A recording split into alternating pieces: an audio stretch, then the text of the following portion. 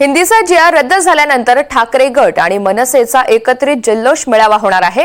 5 जुलैला वरळीच्या डोम इथे विजयी जल्लोष मेळावा होणार असल्याची माहिती सामनामधून देण्यात आली आहे। आज ठाकरे गट आणि मनसेचे नेते वरळी डोम इथे एकत्रित जात सर्व नियोजनाची पाहणी करणार आहेत। ठाकरे बंधूंची वाढलेली जवळीक हा सध्या चर्चेचा विषय बनलाय।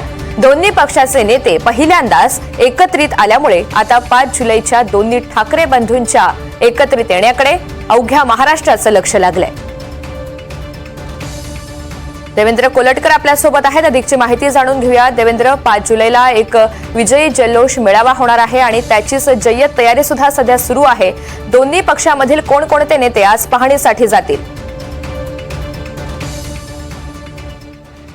ऋतुजा, आपल्याला माहिती आहे की हिंदी सक्तीला दोन्ही ठाकरे बंधूंनी एकत्रित विरोध केला होता आणि याच हिंदी सक्तीच्या विरोधात 5 जुलैला एक मोर्चा निघणारा होता, पण तत्पूर्वी सरकारने हा निर्णय मागे घेतलेला आहे। त्यामुळे आता एक विजयी जल्लोष मेळावा जो आहे तो या दोन्ही ठाकरे बंधूंकडून संयुक्तरित्या घेतला जाणार आहे। वरळी इथल्या NSCI डोम इथे हा मेळावा पार पडणार आहे। त्या मेळाव्याच्या अनुषंगे आज रात्री 9:30 वाजता दोन्ही बाजूची जी नेते मंडळी आहे ती पाहणीच्या दृष्टीने एकत्र येणार आहेत आणि एकूणच नियोजन करणार आहेत।